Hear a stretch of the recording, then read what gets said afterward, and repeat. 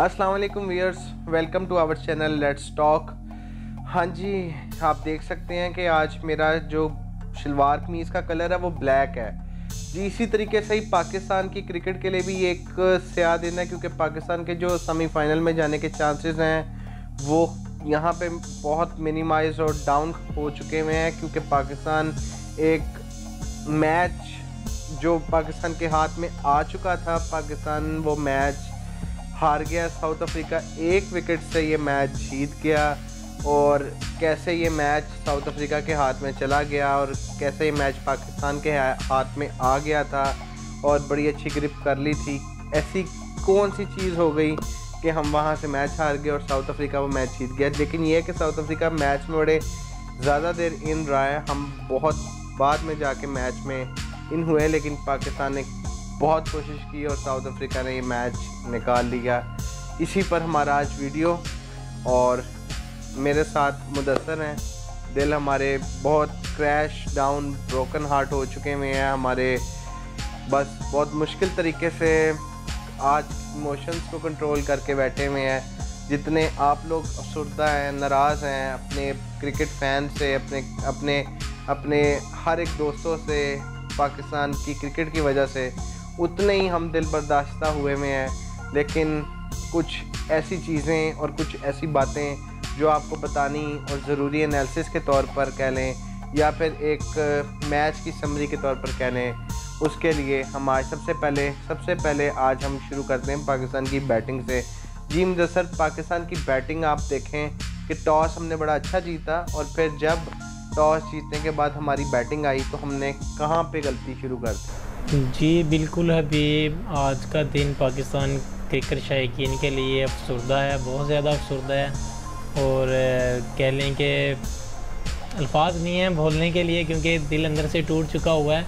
आपने काफ़ी अच्छी तरह डिफाइन किया, लेकिन कह लें कि पाकिस्तान की टीम जिस तरह आज मैच खेली है, लास्ट के जो ओवर थे उसमें देर आए दुरुस्त आए वाला हिसाब था। पाकिस्तान ने एक अच्छा फाइट बैक किया, लेकिन at the end south Africa ने अपने नर्व्स पे कंट्रोल किया और मैच इजीली विन करके। पाकिस्तान की बैटिंग की अगर बात करें तो पाकिस्तान की जो बैटिंग है, स्टार्ट के जो ओपनर्स हैं वो कह लें कि आउट ऑफ फॉर्म हैं। दोनों जो अब्दुल्ला शफीक हैं वो भी एक बहुत ही गलत शॉट खेलने के चक्कर में उन्होंने पुल खेला और इजी कैच दे बैठे। इमामुल हक जो कि समझ नहीं आ रही कि वो किस तरह की बैटिंग कर रहे हैं, या तो वो 30 बॉलों पे 30 या 50 बॉलों पे 50 करके एक सीधा आसान विकेट थ्रो करके अपनी चले जाते हैं, इनिंग्स को लंबा नहीं लेके जा रहे और ना ही अच्छी तरह स्ट्राइक रोटेट करते हैं। आज भी टेम्पा बूमा ने उनके लिए एक फील्डर सेट किया जो कि स्लिप के से काफ़ी हटके थोड़ा सा पीछे रखा था, फिफ्थ स्लिप आप कह सकते हैं, और वहाँ पे अब उसको क्लासन को कैच दे के सुकून के साथ वो अपनी इनिंग्स का इख्तिताम करे चले गए। तो पाकिस्तान की जो बैटिंग है, स्टार्ट में अर्ली ऑन उनकी विकेट्स गिरी हैं, जिसकी वजह से प्रेशर आने की वजह से बाबर आजम जो कि अपनी वही नेचुरल गेम थोड़ी सी उन्होंने डॉट्स बॉल की हैं, लूज़ बॉल पे उन्होंने चौका लगाने के चक्कर में वो भी प्रेशर लेके आए। उसके बाद उन एक कह लें कि इफ्तिखार को आज ऊपर भेजा, उनके लिए बहुत ही अच्छा एक प्लेटफॉर्म सेट कर मिला हुआ था। एक अच्छी पिच थी, बड़ा स्कोर करना चाहिए था, लेकिन इफ्तिखार जो कि बड़ा स्कोर करने में नाकाम रहे।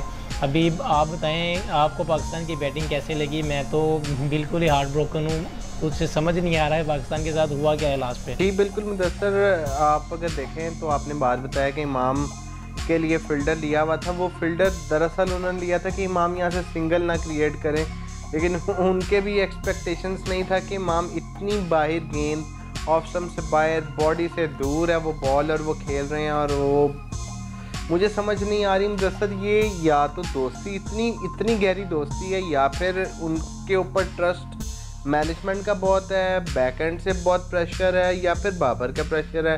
अब अल्लाह ही बेहतर जाने, लेकिन आज नहीं खिलाना चाहिए था यार, वो नहीं डिज़र्व कर रहा। आप प्लीज़ इस चीज़ को समझें कि वो नहीं इस काबिल है कि आप उसको खिलाएं। फिर रिजवान अगर बैटिंग करने आए हैं तो यार बिल्डअप करना है ना, तो बिल्डअप कर रहे हो और आप, और एक शॉर्ट बॉल है और फिर आप उसको खेल रहे हो। ओके, आप आउट हो जाते हैं, आपसे मिसक्यू हो जाती है वो शॉट, आप आउट हो गए। फिर आपने बिल्कुल सही बात की कि इफ्तिखार को ऊपर भेजा, मतलब कि आपको इतना रिस्पॉन्सिबल बनाया गया है कि आप वहाँ पे उस लेवल पे आके बैटिंग कर रहे हैं, तो फिर यार आपने लेकर चलना है ना साथ। मतलब कि यहाँ पे आपके ऊपर आपने प्रेशर अपने ऊपर एब्जॉर्ब जो था वो रन रेट का वो निकालना शुरू कर दिया, महाराज को छिक्के लगाने शुरू कर दिए। लेकिन वहाँ पे आपको जैसे ही शमसी आता है तो आप थोड़ा सा उसको भी देख लो फिर, क्योंकि आपके पास अभी मौका है, ओवर्स हैं, सारा कुछ पड़ा हुआ है, लेकिन आपने विकेट थ्रो की। और लकी रहे अनलकी रहे बाबर आजम, लेकिन ये था कि जहाँ पे अच्छी पार्टनरशिप लगी वो साउथ शकील और शादाब की मुदस्सर बहुत अच्छी पार्टनरशिप थी, लेकिन जहाँ पे बारी आई कि इनके पास मोमेंटम आ गया था, स्कोर 300 प्लस हो रहा था, वहाँ पे हमारे दोनों players back to back out हो गए। तो बड़ा अफसोस वहाँ पे इस बात का हुआ कि यहाँ पे हम लोग निकल सकते थे आगे, क्योंकि मुदस्सर अगर हमारी बैटिंग क्लिक करती तो जिस तरीके से हमने अपनी लास्ट वीडियो में अपने फैंस को, अपने व्यूअर्स को बताया था कि साउथ अफ्रीका चेस में फंसती है, और वो उस तरीके से ही फंसी, एक टोटल बनाने में जिसमें वो इजीली कामयाब हो रहे थे, उसी में वो फंसे थे। लेकिन मुदस्सर पाकिस्तान की बैटिंग ऐसी ही है कि जब कभी आप इनसे एक्सपेक्टेशंस लगाते हैं तो वहाँ पे काम इनका बिल्कुल ख़राब हो जाता है। ये हमने सिर्फ एक मैच में नहीं देखा, हमने ऑस्ट्रेलिया के मैच में देखा, हमने अफ़गानिस्तान के मैच में देखा। यहाँ पे बैटिंग को कुछ करना चाहिए था, वहाँ पे बैटिंग नाकाब हो गई। तो मुदस्सर मुझे ये बताइए कि पाकिस्तान की बॉलिंग में कहाँ पे अच्छी चीज़ें आपको नज़र आई हैं? अभी पाकिस्तान की बॉलिंग से पहले मैं थोड़ी सी पाकिस्तान की जो आपने क्रिकेट की बैटिंग के बारे में थोड़ी सा एनालिसिस किया, मैं उसके ऊपर थोड़ी सी चीज़ें ऐड ऑन करना चाहूँगा कि बाबर आजम एक अच्छा सेट हो गए थे, 50 उन्होंने कर लिया था। जैसे ही 50 उन्होंने किया उनको चाहिए था कि वो इनिंग्स को बिल्ड करके वहाँ पे 100 की तरफ जाते, लेकिन वो वेरी नेक्स्ट बॉल पे एक स्कूप खेलने के चक्कर में वो आउट हो गए। तो बाकी पाकिस्तान की जो बैटिंग में मैं जो लोअर मिडिल ऑर्डर है उसको मैं कहता हूँ कि पाकिस्तान ने 50 ओवर पूरे भी नहीं खेल सका, 46 ओवर्स में पूरी टीम आउट हो गई। अगर वही ओवर्स पूरे खेलते और लास्ट पे 20-30 रन ऐड हो जाते, जहाँ जो कि नवाज़ ने एक बहुत ही गलत शॉट खेल के अपना विकेट गवाया, उसको चाहिए था कि वो कैरी करता, टेल एंड तक खेलता, तो अगर 300 स्कोर भी हो जाता तो साउथ अफ्रीका के लिए मुश्किल हो सकती थी। खैर 270 इनफ था, लेकिन पाकिस्तान की जो बॉलिंग है स्टार्ट में बहुत अच्छा अटैक किया क्विंटन डी कॉक ने, जो कि अटैक के लिए माने जाते हैं। उन्होंने शाहीन को पहली ओवर में 19 को स्कोर लगा दिया, लेकिन शाहीन जो है वो आपको पता है कि अगर उनको आप बैकफुट पे लेके जाएंगे वो बाउंस बैक करता है। तो शाहीन ने क्विंटन डी कॉक आउट किया। उसके बाद टेम्बा बूमा की और मार्करन की छोटी सी एक पार्टनरशिप लगी, डूसन के साथ एक छोटी सी पार्टनरशिप लगी।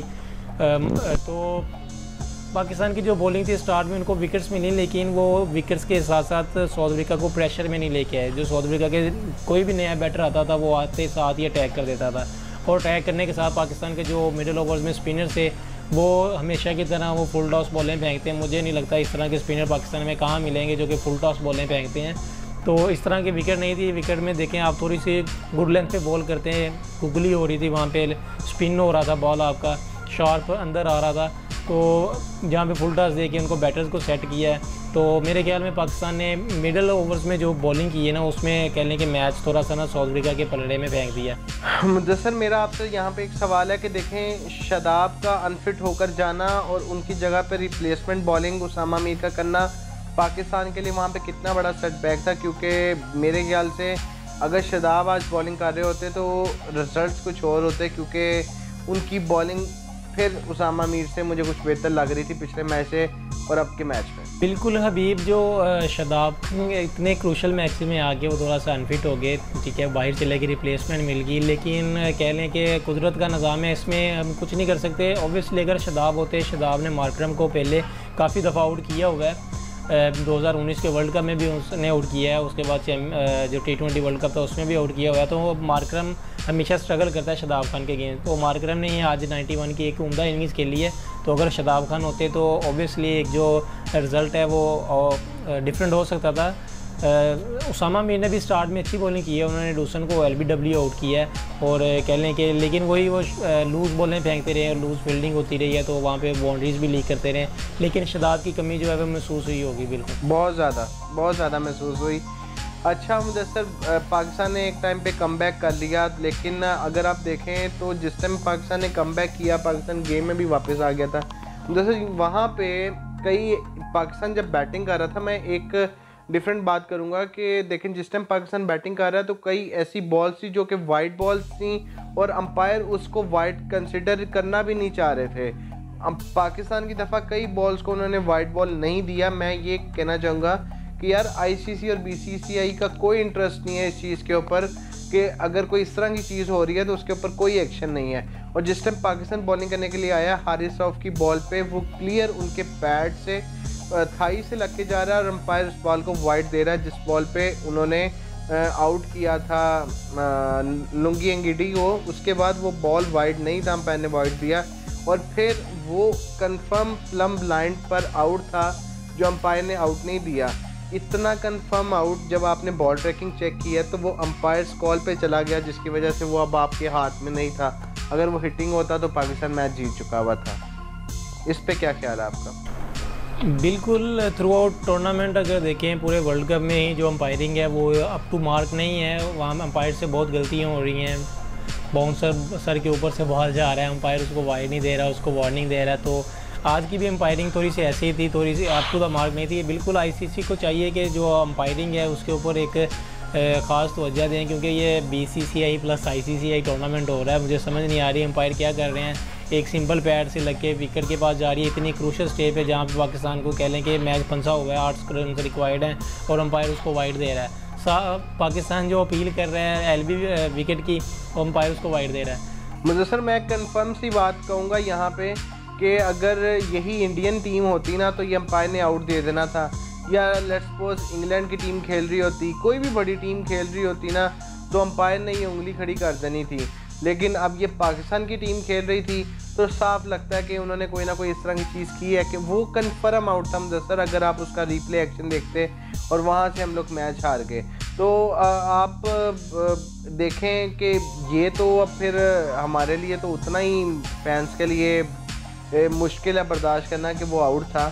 तो बहरहाल एंड वाले ओवर के बारे में क्या कहना चाहेंगे कि नवाज़ ने क्या ओवर किया? वो देखें, नवाज़ का जो ओवर था, नवाज़ आजकल पता नहीं किन चक्रों में घूमे हुए हैं, उनको समझ नहीं आ रही। फील्डिंग में भी वो ऐसे करे होते हैं जैसे पता नहीं क्या उनके साथ हो गया, कुछ हादसा हो गया। लगता है जो पाकिस्तान की इकॉनमी का हाल है वही नवाज़ का हाल हुआ है। नवाज़ को फील्डिंग जहाँ पे उसको सेट करके दी थी कि वाह नवाज़ भाई आपने बॉल ऑफ स्टंप पे रखनी है, विकेट टू विकेट रखनी है, वो इतना लूज़ बॉल दे रहे हैं लेग साइड पे जहाँ पे बंदा ही कोई नहीं है, ठीक है। वहाँ पे उनको चाहिए था कि फंसा हुआ ओवर निकालते, विकेट टू विकेट बॉल करके पैड पे गेंद मारने की कोशिश करते। लेकिन आपने देखा होगा जब चौका लगा उसके बाद बाबर आजम ने भी थोड़ा सा उसको ना काफ़ी डांटा कि अब तू मेरा मैच विनर है, तू ही मैच को मेरे यानी कि उनकी झोली में फेंक रहा है। तो समझ नहीं आ रही नवाज़ के साथ चल के आ रहा है, ना उनसे बॉलिंग हो रही है ना बैटिंग हो रही है। वो टीम में फिर आ रहे हैं, बार बार आ रहे हैं।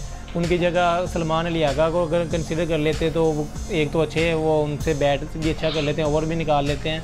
तो नवाज़ भी यारी दोस्ती में खेल रहा है, माम भी यारी दोस्ती में खेल रहा है और पाकिस्तान की पूरी टीम ऐसे ही यारी दोस्ती में खेल रही है। मुदस्सर आज की एक्सपेक्टेशंस जो हमने बताई थी उसमें यही था कि इमाम की जगह पे फ़खर वापस आएंगे और जो नवाज़ है उनकी जगह पर शायद एक बॉलर खेलें, या फिर हम मेरे अगर एक्सपेक्टेशंस देखें तो मैंने पाकिस्तान जब अफ़गानिस्तान से भी मैच आ रहा था तो मैंने तब भी आपसे डिस्कस किया था और बताया था कि सलमान अली आगा को हम किस लिए लेकर गए हैं। 6 मैच हो गए हैं, वर्ल्ड कप से पहले हम उनको टेस्ट भी खिला रहे हैं और टेस्ट में वो परफॉर्म कर रहे थे। उन्होंने अच्छी इनिंग खेली थी श्रीलंका के अगेंस्ट टेस्ट मैच में। फिर उसको हम उस लड़के को हमने वर्ल्ड कप से पहले सारे ओडीआई मैच खिला रहे थे कंसिस्टेंटली और वर्ल्ड कप स्क्वाड में भी रखा था, और फिर आज भी उसको वो मैच नहीं देना। तो सर इस तरीके से बहुत मुश्किल हो जाता है और एट द एंड रिजल्ट फिर हमारे सामने है। तो उम्मीद करते हैं कि पाकिस्तान अगले मैचेस में अच्छा खेले, लेकिन वर्ल्ड कप की रेस से पाकिस्तान का सफ़र ख़त्म हो चुका हुआ है। और वीडियो पसंद आए तो मस्त लाइक सब्सक्राइब कीजिएगा। तब तक के लिए अल्लाह हाफ़िज़।